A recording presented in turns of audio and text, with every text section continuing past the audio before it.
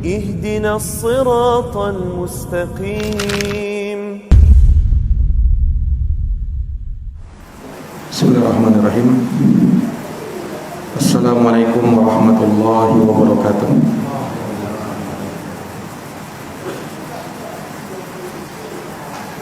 Innal hamdalillah nahmaduhu wa nasta'inuhu wa nastaghfiruh wa na'udzu billahi min shururi anfusina wa min sayyiati a'malina. Man yahdihillahu fala mudilla lahu wa man yudlilhu fala hadiya lahu. Asyhadu an la ilaha illallah wahdahu la syarika lahu wa asyhadu anna Muhammadan abduhu wa rasuluh. Ya ayyuhalladzina amanu taqullaha haqqa tuqatih wa la tamutunna illa wa antum muslimun. Ya ayyuhan nasu taqu rabbakum alladzi khalaqakum min nafsin wahidah wa khalaqa minha zawjaha wa batha minhuma rijalan katsiran wa nisaa'a wattaqullaha alladzi tasaaluna bihi wal arham innallaha kana 'alaikum raqiba. Ya ayyuhalladzina amanu taqullaha wa qulu qawlan sadida yuslih lakum a'malakum wa yaghfir lakum dhunubakum wa man yuti'illaha wa rasulahu faqad faza fawzan 'azima. Amma ba'd, fa inna asdaqal hadithi kitabullah wa khairal huda huda Muhammadin sallallahu alaihi wa ala alihi wa sahbihi wa sallam, wa syarrul umuri muhdatsatuha fa inna kulla muhdatsatin bid'atun wa kulla bid'atin dhalalah wa kulla dhalalatin finnar. Ma'asyiral ikhwah wal akhwat, a'azzani Allah wa iyyakum. Kaum muslimin dan muslimat, jamaah salat subuh yang berbahagia. Alhamdulillah, alhamdulillah bi ni'matihi tatimmus shalihat. Segala puji hanya bagi Allah yang dengan nikmat-nikmatnya tertunai segala amal kebajikan. Salawat dan salam semoga terhatur limpahkan kepada junjungan kita Nabi Agung, Nabi besar Muhammad sallallahu alaihi wasallam, kepada keluarga dan para sahabat serta orang-orang yang senantiasa meniti jalannya sampai hari kiamat. Ikhwani fiddin, a'azzani Allah wa iyyakum. Pada subuh hari ini insyaallah taala pembahasan yang akan kita sampaikan berjudul inilah akhlak seorang salafi. Inilah akhlak seorang salafi. Salafi artinya seorang muslim yang komitmen di atas bimbingan Al-Quran dan sunnah Nabi sallallahu alaihi wasallam dengan pemahaman as-salafus salih, yaitu para sahabat, para tabi'in dan atba'ut tabi'in serta imam-imam setelah mereka yang terbimbing di atas petunjuk dari Allah. Itulah salafi. Salafi adalah nama lain dari seorang muslim yang berada di atas jalan kebenaran, yang berada di atas bimbingan sunnah Rasulullah sallallahu alaihi wasallam. Seseorang tidak akan baik keislamannya kecuali dia berada di atas jalan Al-Quran dan sunnah Nabi. Al-Quran dan sunnah itu dia pahami sesuai dengan pemahaman orang-orang yang terbaik dari kalangan umat ini di dalam memahami agama. Mereka lah para sahabat, para tabi'in dan atba'ut tabi'in. mereka yang dikenal dengan as-salafus salih, dan orang yang mengikuti jalan mereka dinamakan dengan as-salafiyun atau as-salafi. Ikhwani fi din, a'azani Allah wa iyyakum. Pembahasan tentang akhlak dari seorang salafi ini adalah pembahasan yang sangat penting, dikarenakan kedudukan akhlak di dalam Islam dan di dalam syariat kita sangat agung dan sangat mulia, dan sudah menjadi keharusan sebagai seorang muslim salafi yang berpegang teguh di atas sunnah Nabi SAW dengan pemahaman salafun salih. Dia bukan hanya sekedar orang yang dikenal kuat di dalam masalah akidah, masalah manhaj, masalah ibadah, masalah ilmu, akan tetapi mereka juga adalah orang-orang yang kuat dan orang-orang yang mulia dengan akhlakul karimah, dengan adab-adab yang diajarkan di dalam Islam, bermuamalah dengan muamalah yang baik sesuai dengan apa yang diajarkan oleh Rasulullah SAW dengan para sahabatnya, sesuai dengan bimbingan agama. Nah, maka ini dari perkara yang menjadikan pentingnya pembahasan ini, karena kedudukan akhlak itu sangat mulia di dalam agama kita.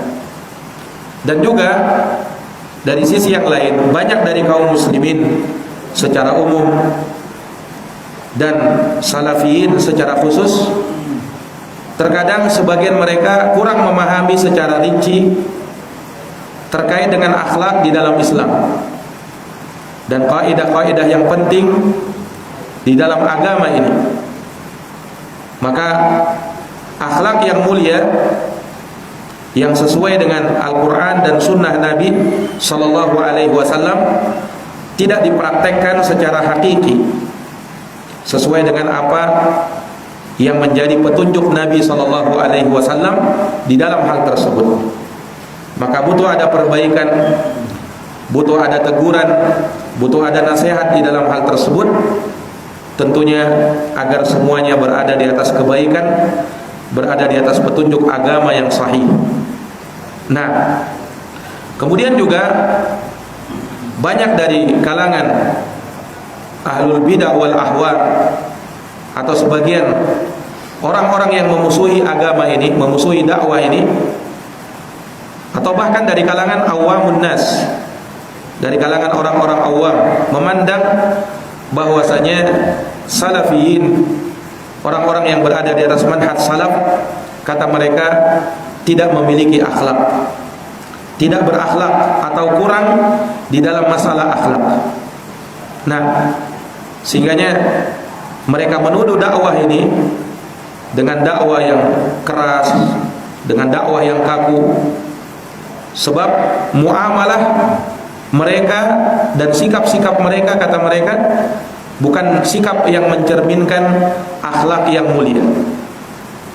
Sehingga mereka menuduh dakwah ini dengan sekedar melihat keadaan sebagian orang atau sebagian orang yang menisbatkan diri kepada sunnah, ya, pada person-person mereka, kemudian serta-mertalah mereka menuduh dakwah ini sebagai dakwah yang kaku, yang keras, yang tidak di atas sunnah yang hakiki.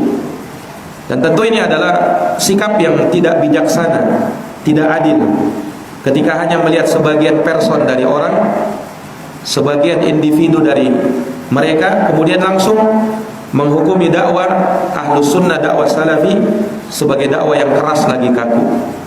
Nah, ini sikap yang tidak adil tentunya, karena ada sebagian orang yang seperti itu, hanya sekedar melihat keadaan mungkin pada sebagian manusia kurang berakhlak, langsung dia tuduh, wah ini memang dakwah ini tidak mengajarkan kepada akhlak. Nah, ini adalah tuduhan yang tidak bijaksana. Ya, kalau seorang yang bijak, yang berlaku insaf dan adil, maka dia akan melihat secara keseluruhan bagaimana dakwah ini menegakkan keadilan, dan mengajarkan semua lini agama secara keseluruhan. Karena Islam itu agama yang kafah, agama yang menyeluruh, agama yang menjelaskan seluruh yang bermaslahat bagi manusia. Allah Subhanahu wa taala menjadikan agama ini kafatan linnas, untuk seluruh manusia, dan bisa menjadi pedoman hidup bagi manusia dalam seluruh lini kehidupannya. Tidak ada yang kurang di dalam agama ini. Nah, ini para hadirin yang dirahmati dan dimuliakan oleh Allah, sama dengan agama kita, agama Islam secara umum.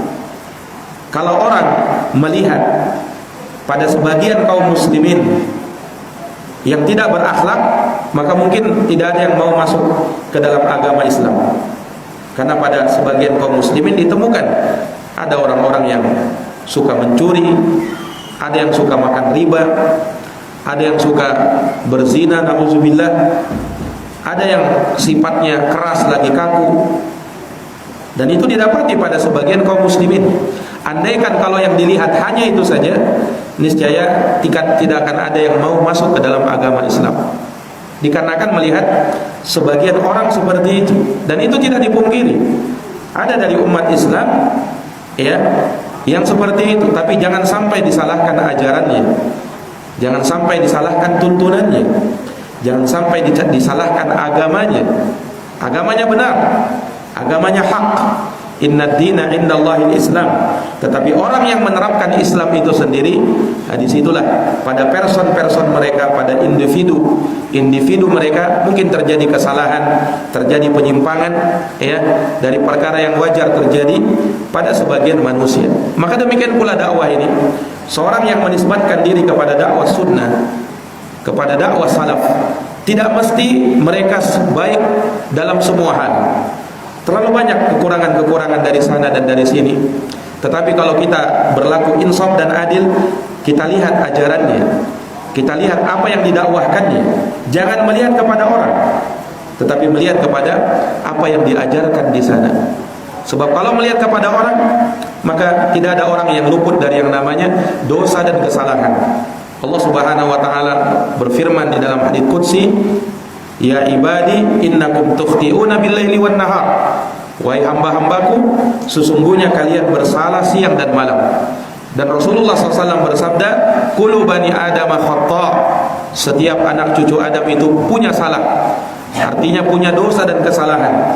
Wa khairul khata'ina at-tawwabun. Dan sebaik-baik orang yang bersalah adalah orang-orang yang bertaubat kepada Allah Subhanahu wa taala. Iya. Maka ini dari perkara yang harus diingat, bahwasanya kesalahan pada sebagian orang itu tidak menjadikan kesalahan pada dakwah dan ajarannya. Dilihat ajarannya, apakah sesuai dengan Al-Quran dan Sunnah, dengan bimbingan salaf ataukah tidak.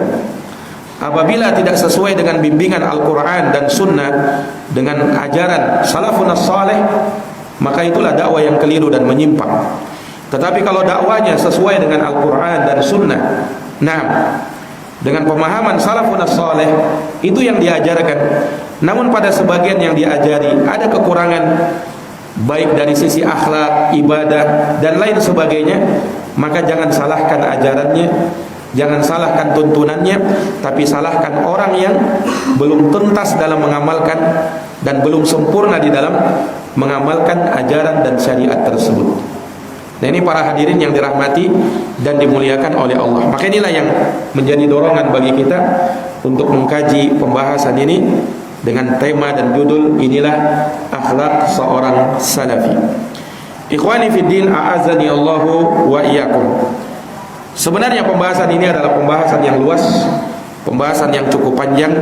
Kita perlu mengetahui beberapa kaidah-kaidah di dalam hal tersebut, dan juga bagaimana kedudukan akhlak di dalam Islam dan orang-orang yang berakhlak di dalam agama ini, serta bagaimana contoh-contoh akhlak yang baik dan penerapannya, serta bagaimana hakikat akhlak itu sebenarnya. Ini dari perkara-perkara yang mesti kita bahas.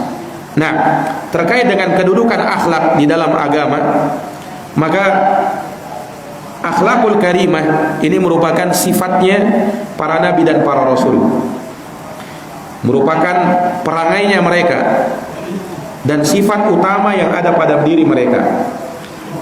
Terlebih Nabi kita Muhammad sallallahu alaihi wasallam dimaklumi bagaimana beliau adalah orang yang berakhlak. Bahkan sebelum terutusnya beliau menjadi nabi dan rasul, beliau dikenal sebagai seorang yang berakhlak. Hingga Allah Subhanahu wa taala memuji beliau di dalam Al-Qur'an, di dalam surat Al-Qalam, wa innaka la'ala khuluqin azim, dan sesungguhnya engkau wahai Muhammad berada di atas akhlak yang mulia, berada di atas akhlak yang sangat agung. Iya. Disifatkan oleh sebagian sahabat, kana nabiyyu sallallahu alaihi wasallam ahsanan nasi khuluqa. Adalah nabi kita Muhammad sallallahu alaihi wasallam adalah orang yang paling baik akhlaknya. Iya. Ini disebutkan nabi kita Muhammad sallallahu alaihi wasallam, dan itu mewakili untuk setiap para nabi dan para rasul. Karena kaidahnya tidaklah ada satu sifat atau satu perangai yang baik yang ada pada seorang nabi, melainkan itu juga ada pada seluruh para nabi dan para rasul. Ketika nabi disifatkan sebagai orang yang berakhlak, maka demikianlah para nabi dan para rasul pun demikian. Iya. Ini dari perkara yang harus kita pahami. Kemudian juga dari perkara yang mesti diingat dari kedudukan akhlak, bahwasanya di antara misi utama terutusnya para nabi dan para rasul adalah untuk menyempurnakan akhlak yang mulia, untuk menyempurnakan akhlak yang mulia. Nah, Rasulullah sallallahu alaihi wasallam bersabda di dalam haditsnya sebagaimana di dalam hadis yang diriwayatkan oleh Imam Ahmad dan haditsnya disahihkan oleh Syekh Al-Albani rahimahullahu taala, innama buistu liutammima makarimal akhlak. Sesungguhnya aku diutus oleh Allah, dan tidaklah aku diutus oleh Allah melainkan untuk menyempurnakan akhlak yang mulia. Iya. Dan dari akhlak yang mulia adalah kebajikan secara umum. Oleh karenanya di dalam hadis An-Nawas bin Sim'an radhiyallahu anhu, Rasulullah menafsirkan al-birru husnul khuluq. Kebajikan itu adalah akhlak yang mulia. Iya. Kebajikan itu adalah akhlak yang mulia. Nah, ya padahal kita tahu bersama bahwa yang namanya albir, kebajikan, itu tidak terbatas hanya berkaitan dengan akhlak kepada sesama manusia.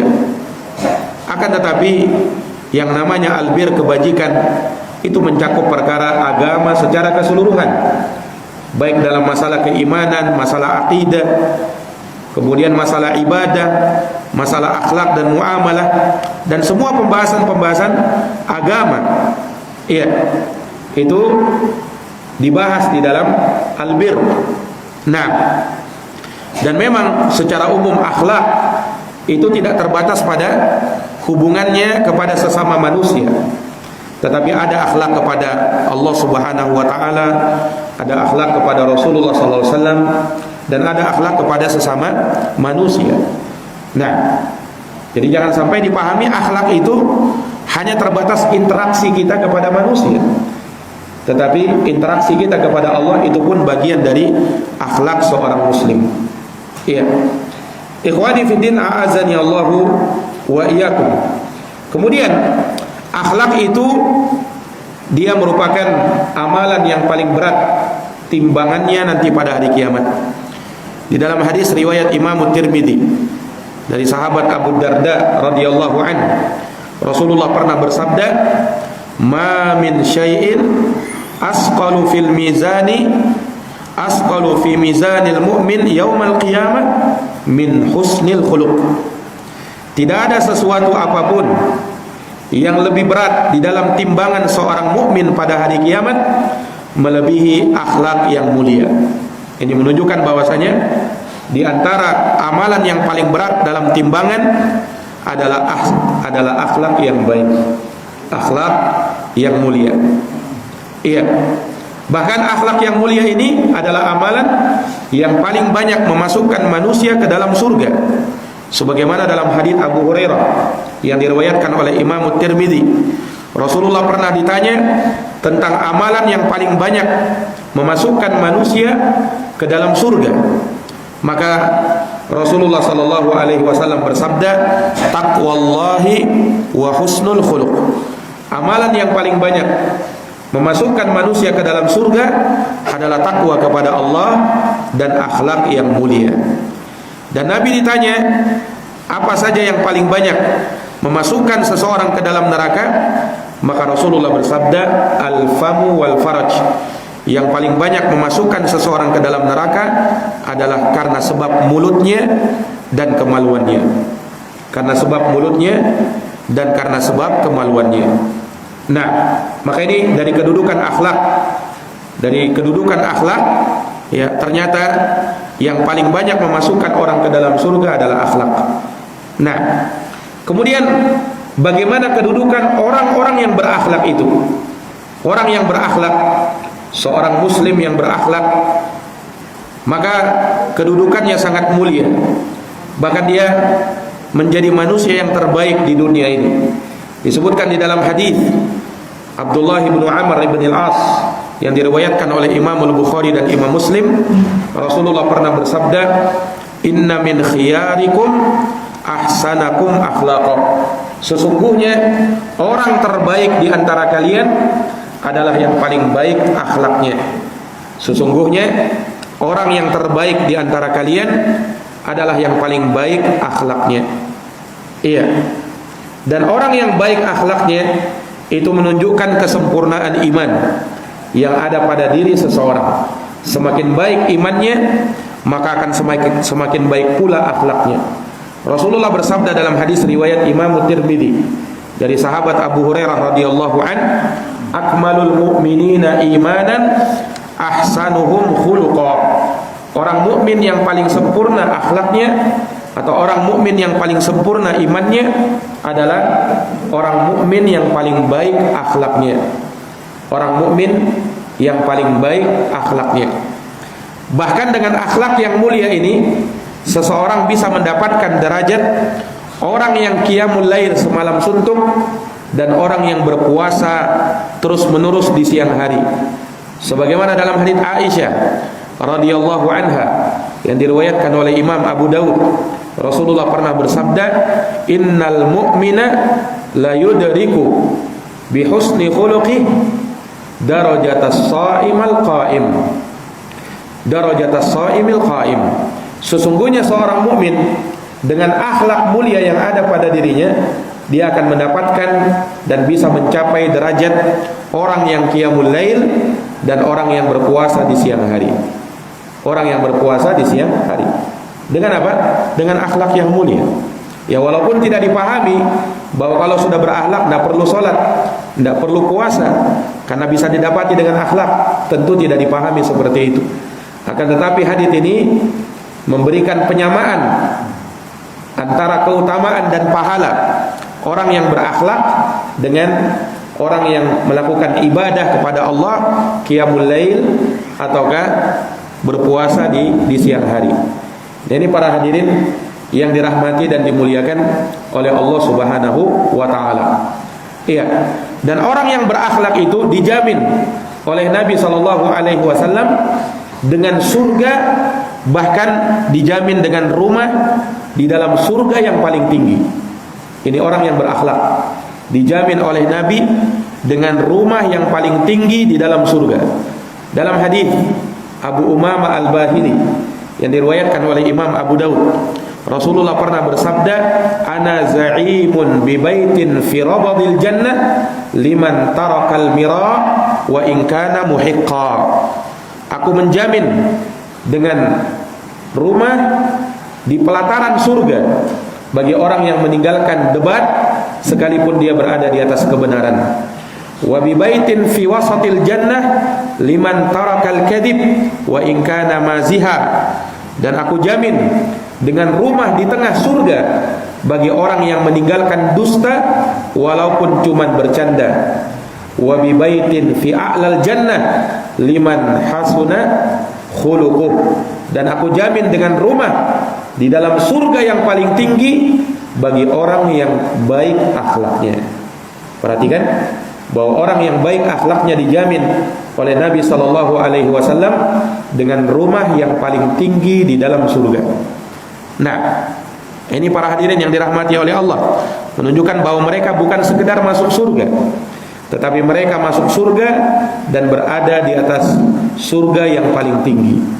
Nah, kemudian orang yang baik akhlaknya nanti pada hari kiamat atau di dalam surga, mereka adalah orang yang paling dicintai oleh Nabi SAW dan orang yang paling dekat majelisnya, tempat duduknya dengan Nabi SAW.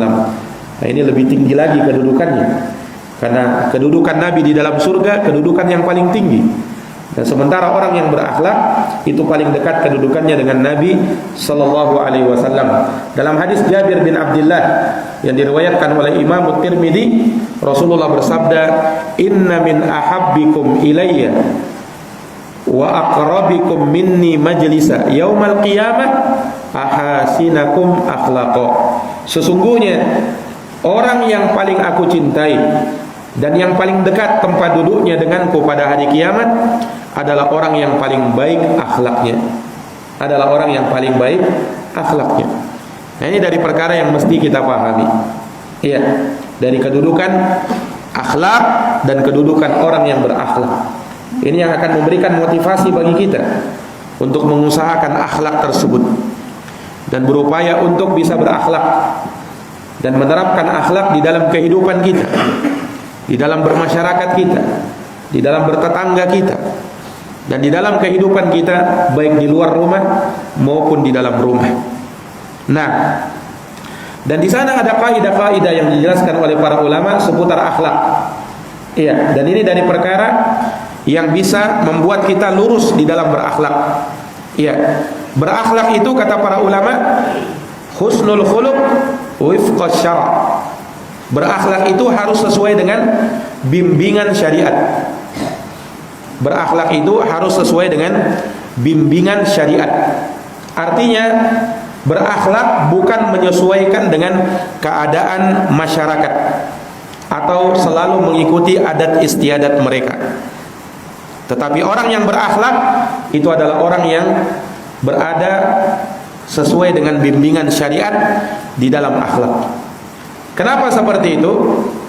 Ya karena yang namanya akhlak dan akhlak yang baik itu termasuk ibadah yang bersifat muamalah, dan yang namanya ibadah harus sesuai dengan tuntunan Nabi sallallahu alaihi wasallam setelah dia mengikhlaskan amalan tersebut untuk Allah. Makanya disebutkan di dalam Al-Qur'an, laqad kana lakum fi Rasulillah uswatun hasanah. Ini ayat memerintahkan kita untuk mencontoh Nabi. Kenapa? Karena Nabi itu suri tauladan yang terbaik. Sungguh telah ada bagi kalian pada diri Rasulullah suri tauladan yang terbaik. Maka ini mencakup semua pembahasan syariat, entah itu dalam akidah, dalam ibadah, dalam akhlak, muamalah, dan seterusnya. Nah, ini para hadirin yang dirahmati oleh Allah Subhanahu wa taala. Jadi tidak menyesuaikan dengan keadaan dan kondisi masyarakat atau adat istiadat mereka. Sebab tidak semua apa yang menjadi kebiasaan atau adat istiadat masyarakat semuanya baik. Ada yang baik dan ada yang buruk. Nah, disinilah seseorang pandai-pandai menempatkan posisi dia. Tidak selalu sesuai dengan apa? Masyarakat, dan tidak selalu mencocokkan diri dengan kebiasaan masyarakat. Sebab kalau kita mengikuti kebanyakan masyarakat, maka di tengah masyarakat ada yang baik, ada yang buruk. Nah, ada yang benar, ada yang salah. Nah, maka kita harus klasifikasikan mana yang baik, maka kita sesuaikan kondisi kita dengan masyarakat. Apa yang buruk, maka jangan kita mengikuti keburukan walaupun ada di tengah-tengah masyarakat dan sudah menjadi adat istiadat mereka, sudah menjadi kebiasaan mereka. Inilah akhlak itu. Jadi jangan sampai keliru. Dikiranya akhlak itu harus sesuai dengan kebiasaan masyarakat. Apa yang dilakukan masyarakat, kita sesuaikan diri dengan itu, itulah akhlak kata mereka. Ini keliru. Kaidah dalam berakhlak itu harus sesuai dengan bimbingan masyarakat, sesuai dengan bimbingan syariat, bukan mengikuti kebiasaan dan adat istiadat masyarakat semata. Nah, ini para hadirin yang dirahmati dan dimuliakan oleh Allah Subhanahu wa taala. Maka kita lihat bagaimana petunjuk Nabi sallallahu alaihi wasallam. Iya. Bagaimana Rasulullah sallallahu alaihi wasallam mengatur hal tersebut dan membimbing hal tersebut. Nah, dan syariat ini tidaklah mengajarkan kepada kita kecuali kepada kebaikan. Tidaklah menuntun kita kecuali kepada jalan yang lurus. Sehingga apa yang ada di dalam syariat itulah yang kita ikuti. Dan kita tidak pilah-pilah di dalam syariat tersebut. Apa yang ada dalam syariat pasti baik. Berbeda dengan adat istiadat yang ada pada manusia. Kadang baik dan kadang buruk. Yang baik kita ikuti dan kita lestarikan, sementara yang buruk jangan kita ikuti dan jangan kita turut serta di dalam hal tersebut. Nah, ini para hadirin yang dirahmati dan dimuliakan oleh Allah Subhanahu wa taala. Iya, dari kebiasaan dan adat istiadat di kalangan manusia misalnya, memuliakan orang yang lebih tua. Memuliakan orang yang lebih tua. Itu dari kebiasaan yang kita dapatkan di tengah masyarakat. Yang tua dihormati, yang muda disayangi, ulama dimuliakan, orang-orang yang berilmu dimuliakan, pemerintah ditaati, penguasa diikuti. Nah, ini dari kebiasaan yang sesuai dengan syariat. Maka yang seperti itu dilestarikan. Kita muliakan orang yang lebih tua sesuai dengan sabda Nabi. Kita sayangi anak yang lebih muda, kita muliakan dan kita utamakan orang-orang berilmu di antara kita. Sebagaimana Rasulullah SAW bersabda, "Laisa minna man lam yujilla kabirana wa yarham saghirana wa ya'rif li alimina haqqahu." Bukan dari kami, kata Rasulullah, orang yang tidak mengagungkan atau memuliakan orang yang lebih tua, menyayangi yang lebih muda, dan tidak mengetahui hak orang-orang alim di antara mereka. Nah, yang seperti ini kita ikuti dan kita lestarikan kebiasaan masyarakat. Tetapi kalau misalnya di tengah masyarakat, misalnya mereka terbiasa bermuamalah dengan cara riba, itu pada sebagian masyarakat merupakan hal yang biasa.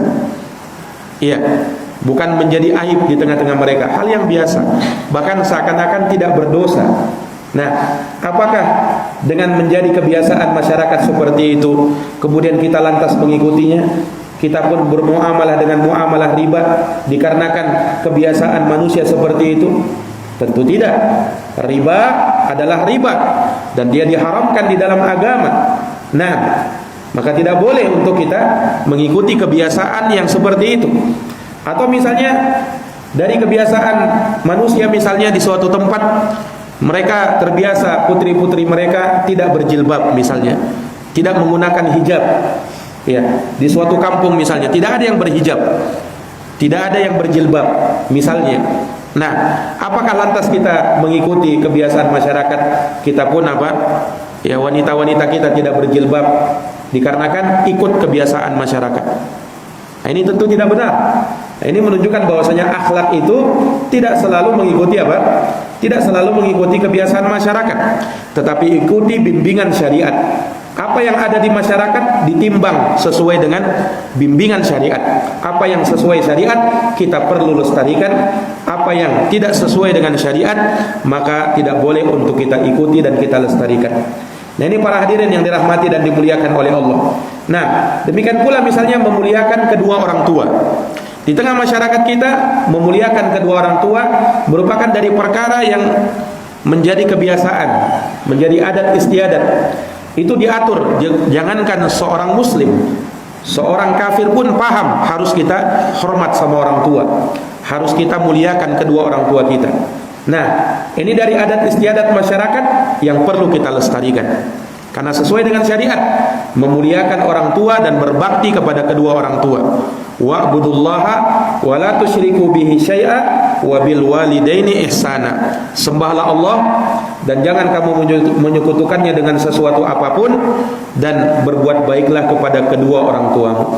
Tetapi di sana boleh jadi ada kebiasaan masyarakat yang mereka misalnya untuk memuliakan kedua orang tuanya sampai sujud-sujud kepada orang tuanya, mencium kaki orang tuanya. Nah, mereka anggap itu sebagai bentuk memuliakan orang tua. Padahal itu bertentangan dengan syariat. Di dalam syariat kita, perbuatan yang seperti itu mengharuskan dia sujud. Dan sujud walaupun dalam bentuk menghormati tidak boleh kecuali hanya kepada Allah. Maka tidak ada tuntunannya seperti itu.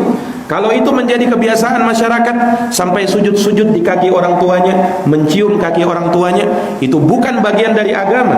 Maka yang seperti itu tidak boleh untuk diikuti. Nah, maka perlu dirinci apa yang menjadi kebiasaan masyarakat. Atau misalnya di tengah-tengah masyarakat ada ya festival-festival, acara-acara. Nah, yang boleh jadi di situ berbau kesyirikan. Nah, kita sudah tahu dan jelas masyarakat turun semua di situ. Apakah lantas kita ikuti hanya karena lantaran kebiasaan masyarakat seperti itu? Wah, ini sudah menjadi adat istiadat, wah ini sudah menjadi budaya mereka, maka kita tidak bisa keluar, kita harus ikut juga. Itu akhlak. Nah, bukan seperti itu.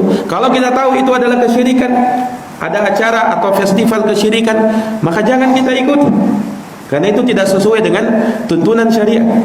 Atau misalnya ketika mereka melakukan acara-acara pesta misalnya, kemudian di situ diundang wanita-wanita yang berjoget ria, biduanita yang berjoget ria. Nah, kemudian kita mau ikut-ikutan di situ. Ini tidak sesuai dengan tuntunan syariat. Yang seperti itu walaupun misalnya sudah menjadi adat kebiasaan, maka tidak boleh untuk kita ikuti. Iya. Di kebiasaan masyarakat misalnya mereka terbiasa mencukur jenggot mereka, memotong habis jenggot mereka. Nah, apakah dikarenakan lantaran masyarakat seperti itu kebiasaannya, kemudian kita pun ikut-ikut, lantaran itu kita pun potong jenggot juga, cukur habis jenggot kita juga? Tentu tidak. Kenapa? Karena itu menyelisih syariat. Rasulullah SAW pernah bersabda, "A'ful luha wahfus syawarib khaliful musyrikin." Selisih orang-orang musyrikin, biarkan jenggot kalian dan cukur habis kumis kalian. Dan kalau ada hal tersebut bertentangan di tengah masyarakat, justru mereka memelihara tebal kumis mereka dan memotong habis jenggot mereka, apakah lantas kita ikuti? Kita pun demikian, kita potong habis jenggot kita, kemudian kita pelihara kumis tebal-tebal. Nah, ini tentunya tidak sesuai dengan tuntunan syariat. Nah, maka sekali lagi ya, apa yang ada di tengah masyarakat kita perlu timbang di atas tuntunan syariat. Berakhlak itu harus sesuai tuntunan syariat, bukan sesuai dengan kebiasaan atau adat istiadat manusia. Nah, ini para hadirin yang dirahmati dan dimuliakan oleh Allah Subhanahu wa taala. Kemudian dari kaidah yang juga harus dipahami, iya, di dalam akhlak kita harus punya sikap lemah lembut. Seorang salafi itu adalah orang yang dikenal dengan kelembutan. Tetapi kata para ulama, mereka itu lembut pada dasarnya. Mereka itu lembut pada tempatnya. Dan terkadang mereka juga bersikap tegas pada tempatnya, disesuaikan dengan kondisi dan keadaannya. Inilah sifat hikmah dan bijaksana. Inilah sikap wasat, tawassut, pertengahan. Ya, di dalam beragama, di dalam bersikap, di dalam berakhlak, di dalam bermuamalah. Nah, artinya ketika kita bermuamalah kepada orang lain, tidak selalu berada di atas kelembutan. Walaupun itu yang menjadi hukum asalnya, tetapi tidak selalu manusia itu disikapi dengan lembut. Terkadang pada sebagian keadaan, di suatu situasi dan kondisi yang tepat, sikap ketegasan itu perlu dan diperlukan. Iya, sebagaimana orang mendidik anak. Ketika dia mendidik anak, terkadang anak itu tidak bermanfaat atau tidak terlalu bermanfaat ketika kita sikapi dengan lembut terus-menerus. Terkadang pada sebagian anak yang bandel, pada sebagian anak yang kurang baik sikapnya, kita berikan ketegasan. Itulah tuntunan Nabi SAW. Rasulullah pernah bersabda, "Muru auladakum bis shalah wa hum abna sab'i sinin. Perintahkan anakmu supaya sholat ketika mereka berumur 7 tahun. Wadribuhum 'alaiha wa hum abna asyri sinin. Pukullah mereka kalau mereka tidak mau sholat ketika berumur 10 tahun. Rasul perintahkan pukul. Ini ketegasan. Bukan kelembutan lagi itu, tapi ketegasan. Dan itu perintahnya Rasulullah sallallahu alaihi wasallam.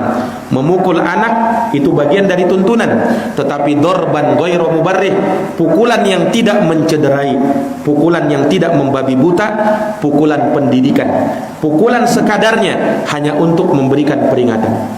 Nah, ini dari akhlak dan sikap bijaksana seseorang. Iya, asalnya bersikap lemah lembut, tetapi dalam sebagian kondisi keadaan itu butuh apa? Sikap ketegasan.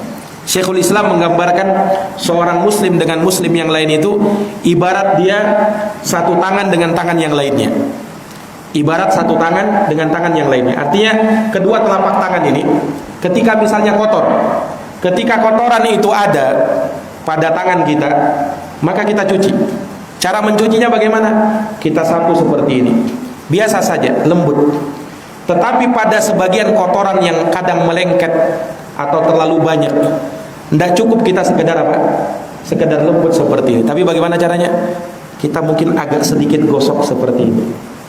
Seperti itulah ketika kita bermuamalah dengan orang lain. Dilihat kondisinya, dan itulah sikap bijaksana seseorang, dan itulah yang diajarkan oleh Nabi Shallallahu Alaihi Wasallam kepada umatnya. Allah memuji sikap kelembutan Nabi SAW di dalam Al-Quran. Fabima rahmatin minallahi lintalahum walau kunta faddan ghalidhal qalbi lam faddu min haulik. Iya, kata Allah Subhanahu Wa Taala, karena sebab rahmat dari Allah dan lemah lembut kalian, atau karena sebab rahmat dari Allah Subhanahu wa taala, lintalahum, engkau bersikap lemah lembut kepada mereka. Walau kunta faddan ghalidhal qalb, andaikan kalian bersikap keras, andaikan kamu bersikap keras lagi kasar hati, niscaya manusia akan lari dari sekeliling kamu. Ini sikap lembutnya Nabi Sallallahu Alaihi Wasallam. Dan Nabi memerintahkan kelembutan ini kepada para sahabat. Walinu bi aidi ikhwanikum, dan lemah lembutlah kalian kepada saudara-saudara kalian. Rasulullah juga pernah bersabda dalam hadits Aisyah riwayat Bukhari dan Muslim. Innallaha rafiqun yuhibbur rifqa fil amri kulli. Sesungguhnya Allah itu maha lembut dan Allah mencintai kelembutan dalam seluruh perkara. Innar rifqa la yakunu fi syai'in illa zana wa la yunza'u min syai'in illa syana. Sesungguhnya lemah lembut tidaklah ada pada sesuatu kecuali akan membuat dia indah, dan tidaklah dicabut dari sesuatu kecuali akan membuat dia rusak. Nah, dan Nabi juga pernah bersabda dalam hadis riwayat Muslim, man yuhramur rifqu yuhramul khairu kulluh. Barang siapa yang diharamkan dari kelemah lembutan, maka dia akan diharamkan dari kebaikan secara keseluruhan. Iya, secara keseluruhan. Nah, ini para hadirin yang dirahmati oleh Allah, sikap lemah lembut seperti itu. Nah, tetapi terkadang seperti yang tadi kita sebutkan, ketegasan, sedikit ketegasan terkadang dibutuhkan. Dan itu juga disebutkan dalam Al-Quran. Iya, tegas kepada orang-orang kafir. Itu sikap Nabi dan para sahabat. Allah berfirman misalnya, Muhammadur Rasulullah, Muhammad adalah utusan Allah. Walladina ma'ah, dan orang-orang yang bersamanya, asyidda'u 'alal kufar, itu mereka adalah orang-orang yang tegas kepada orang kafir.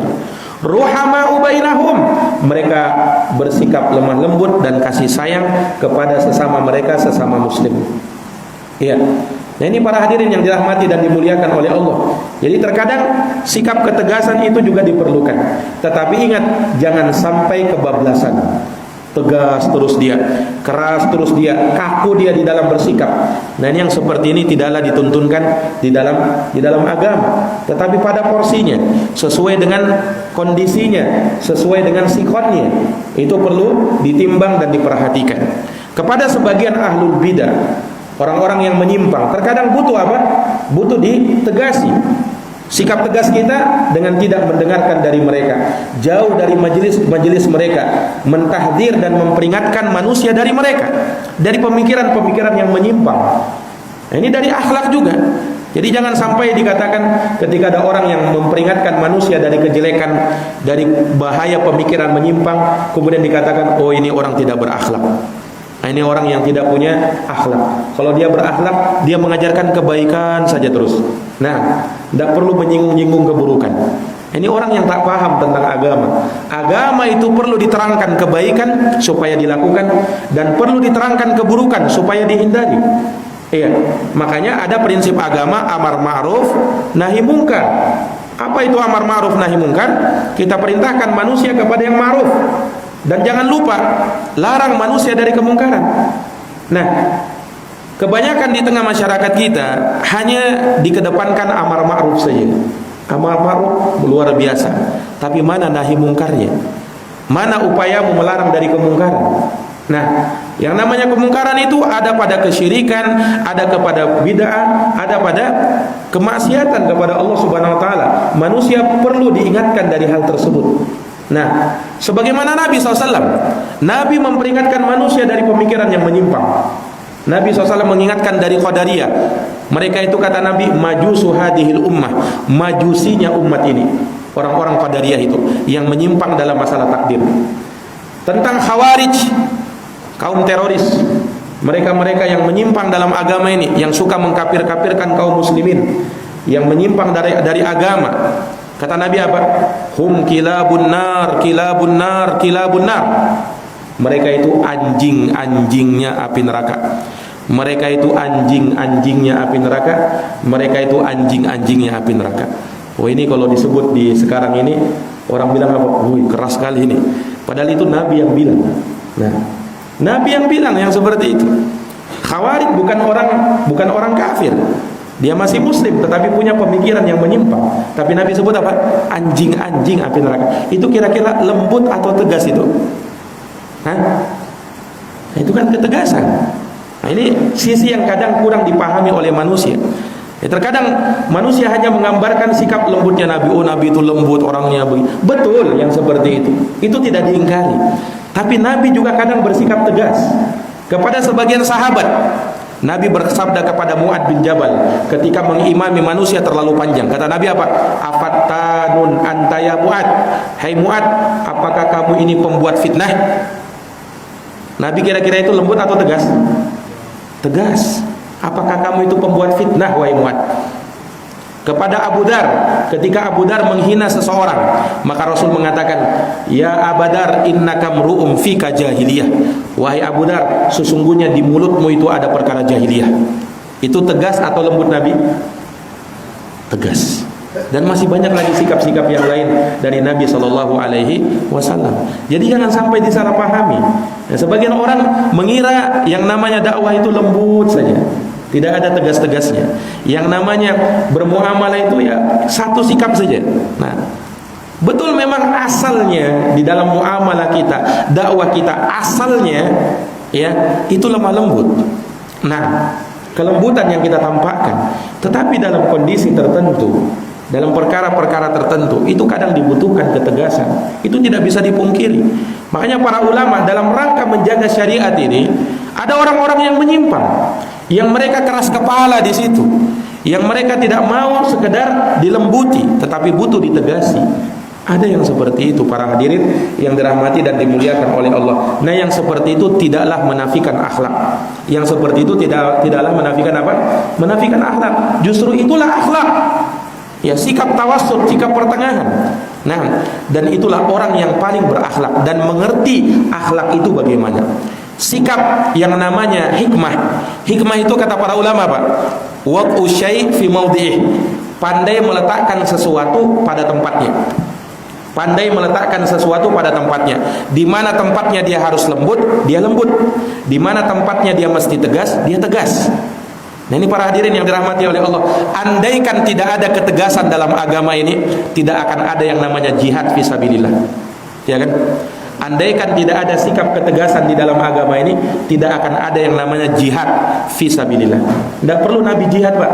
Lembut-lembut aja terus. Nah, tapi ternyata di sana ada syariat apa? Berjihad di jalan Allah Subhanahu wa taala. Iya, ini menunjukkan bahwasanya agama ini menempatkan sesuatu pada tempatnya. Sementara kezaliman itu tidak menempatkan sesuatu pada tempatnya. Jadi boleh jadi sesuatu yang kita anggap tidak berakhlak, ya justru kitalah yang tidak berakhlak. Karena menuduh orang yang tidak berakhlak, karena menuduh orang yang berakhlak tidak berakhlak. Padahal dia sendiri yang tidak berakhlak.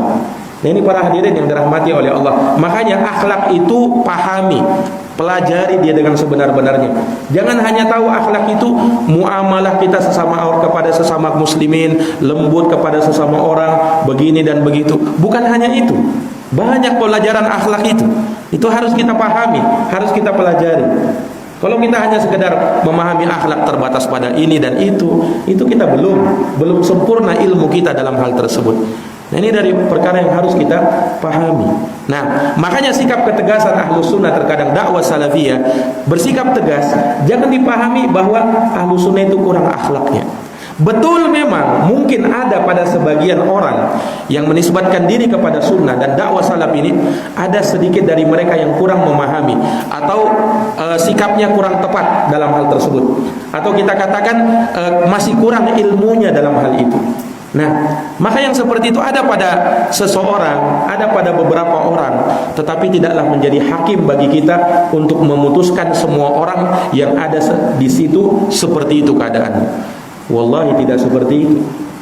Nah, ini para hadirin yang dirahmati dan dimuliakan oleh Allah Subhanahu wa taala. Nah, di situ kita mendapatkan faedah. Ketika Nabi SAW orang yang paling lembut, ya kan? Tetapi kadang bisa bersikap tegas kepada orang Khawarij. Nabi katakan kilabun nar, mereka itu anjing-anjingnya api neraka.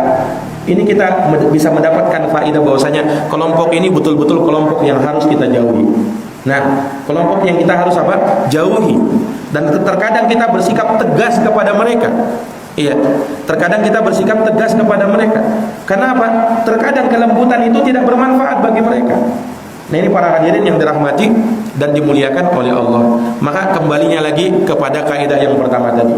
Kelembutan itu di dalam beragama sesuai dengan tuntunan syariat, bukan disesuaikan dengan atifiyah, bukan disesuaikan dengan perasaan. Beragama itu jangan pakai perasaan, Pak. Rasa-rasanya ini tidak enak, Pak, ini. Itu kalau makanan ya kok rasa begitu. Kalau makanan, minuman kok rasa-rasa memang. Tapi kalau agama jangan pakai perasaan, Pak. Beragama jangan pakai perasaan. Karena beragama itu pakai dalil, sesuai dengan tuntunan agama, sesuai dengan apa yang diajarkan oleh Allah dan Rasulnya Shallallahu Alaihi Wasallam. Jangan menimbang sesuatu dengan perasaan. Nah, ini para hadirin yang dirahmati oleh Allah. Ya, kalau pakai perasaan, hukum potong tangan bagi orang yang mencuri itu tidak sesuai perasaan. Hati kita ini kayaknya tidak sesuai, itu potong tangan, kejamnya rasanya. Nah, itu kalau pakai perasaan. Ya, hukum qisas itu tidak diterapkan. Hukum rajam bagi orang yang berzina kalau syariat Islam diterapkan, itu kalau kita timbang dengan perasaan, boleh jadi perasaan kita tidak sesuai dengan itu. Kejamnya Islam ya, dilempari orang sampai mati. Dan sesuai perasaan. Itu kalau kita pakai perasaan. Tetapi agama sekali lagi jangan pakai perasaan. Nah, timbang segala sesuatunya dengan apa? Dengan dalil syariat. Apakah ini sesuai dengan syariat atau tidak? Nah, jangan pakai perasaan. Perasaan boleh jadi itu tidak baik, tetapi belum tentu itu sesuai dengan apa yang dimaukan oleh syariat. Ikhwani fiddin azani Allah wa iyyakum. Kemudian dari kaidah dalam berakhlak, ini dari perkara yang harus kita pahami, bahwa berakhlak itu kita harus memberikan kemudahan kepada orang lain dan tidak boleh mempersulit orang lain. Berikan kabar gembira kepada manusia, jangan membuat orang lain itu akhirnya lari dari agama ini. Jangan. Itu kaidah dalam berakhlak. Iya. Rasulullah pernah bersabda dalam hadis riwayat Bukhari Muslim dari sahabat Anas bin Malik, yassiru wa la tu'assiru. Permudahlah, jangan kau mempersulit orang. Agama ini mudah. Agama ini mudah sesuai sabda Nabi, innad dina yusrun. Agama itu mudah. Wala yushadad dina ahadun illa ghalabah. Dan tidaklah seseorang itu mempersulit dirinya dalam beragama, bersikap ekstrim, kecuali dia akan terkalahkan. Wa basyiru wa la tunaffiru. Kemudian beri kabar gembira dan jangan buat orang lari. Nah, lagi-lagi ini sesuai dengan apa? Tuntunan syariat. Nampakkan di dalam agama ini mahasinuddin, kebaikan-kebaikan dan keindahan-keindahan agama ini. Agama ini mengajarkan kita untuk mempermudah orang lain, ya, dan tidak mempersulit orang lain, memberi kabar gembira dan tidak membuat orang lari. Nah, kisah yang masyhur dalam hadis Abu Hurairah riwayat Bukhari, ketika ada seorang Arabi, Arab Badui yang kencing di salah satu sudut masjid. Orang Arab Badui, Arab pegunungan, kadang dia kurang tahu sopan santun. Maka ketika mengetahui hal tersebut, para sahabat pun menghardik Arab Badui ini, kencing di masjid enaknya. Nah, maka Nabi bersabda, "Da'u, biarkan dia. Sudah terlanjur dia kencing di situ. Kalian mau larang dia sudah tidak ada gunanya lagi. Wa ariqu ala baulihi sijlan min ma, au dalwan min ma." Kemudian tuangkan di bekas air kencingnya tersebut seember air. Fa inna ma buistum muyassarin wa lam tub'atsu mu'assirin. Karena kalian itu diutus untuk mempermudah orang dan kalian tidak diutus untuk mempersulit orang. Kata Nabi SAW. Lihat kelembutan Nabi SAW. Nabi panggil Arabi tadi. Nabi panggil, kemudian Nabi nasihati. Sesungguhnya ini masjid Allah, tidak pantas di dalamnya ada kotoran-kotoran manusia. Diajari oleh Nabi SAW. Ya, dimudahkan oleh Nabi SAW Arabi ini. Sampai Arabi ini berkata, Allahumma arhamni wa Muhammadan wa la tarham ma'ana ahadan. Ya Allah, rahmatilah saya dan Nabi Muhammad saja, dan jangan rahmati orang-orang di sekitar kami. Padahal di sekitarnya ada para sahabat ketiga itu. Orang Arab Badui tidak peduli dia. Nah, dengan orang-orang di sekitarnya. Ya, kadang memang kurang mengerti sopan santun. Maka kita yang seperti itu kita maklumi keadaan-keadaan sebagian manusia. Nah, jadi kita permudah orang dan jangan mempersulit orang. Agama itu mudah, bukan agama yang ekstrim. Tapi sekali lagi, kemudahan itu sesuai dengan apa? Tuntunan syariat. Ya, bukan mempermudah-mudah agama. Ekstrim itu yang dikatakan ekstrim dalam beragama. Jangan sampai kita menganggap ekstrim padahal itu bukan ekstrim. Karena sebagian orang menganggap berjenggot itu ekstrim katanya. Ciri-ciri teroris. Ada orang menganggap begitu. Apakah kita tinggalkan hanya karena orang menganggap itu ekstrim? Tentu tidak. Nah, orang yang pakai jubah itu pakaian-pakaian yang teroris misalnya. Ya. Nah, ini tidak sesuai dengan tuntunan agama. Nah, itu jangan melihat apa yang dipandang oleh manusia, tetapi kita lihat apa yang ada pada syariat ini. Wa in tuti aktsara man fil ardi yudilluka an sabilillah. Kalau kau ikut kebanyakan orang yang ada di muka bumi, niscaya mereka akan menyesatkan kamu dari jalan Allah Subhanahu wa taala. Para hadirin yang dirahmati dan dimuliakan oleh Allah, ini beberapa dari perkara yang berkaitan dengan akhlak seorang salafi, dan pembahasan ini insyaallah taala akan kita lanjutkan di season yang kedua, mungkin di pertemuan yang akan datang terkait dengan hal tersebut. Semoga bermanfaat bagi kita semuanya. Dan semoga kita ahlu sunnati wal jamaah yang menisbatkan diri kepada sunnah dan da'watus salaf hendaknya menghiasi diri kita dengan akhlak. Nah, ahlu sunnati wal jamaah sekali lagi, mereka tidak dikenal sekedar dengan orang yang kuat dalam akidahnya, manhajnya, ibadahnya, menuntut ilmunya, tetapi juga dikenal dengan akhlakul karimah. Inilah akhlak seorang salafi, dan dia mesti berhias diri dengan hal tersebut. Jazakumullah khairan atas perhatiannya. Mohon maaf atas segala kekurangannya. Subhanakallahumma wabihamdik, asyhadu an la ilaha illa anta astaghfiruka wa atubu ilaik. Wassalamualaikum warahmatullahi wabarakatuh.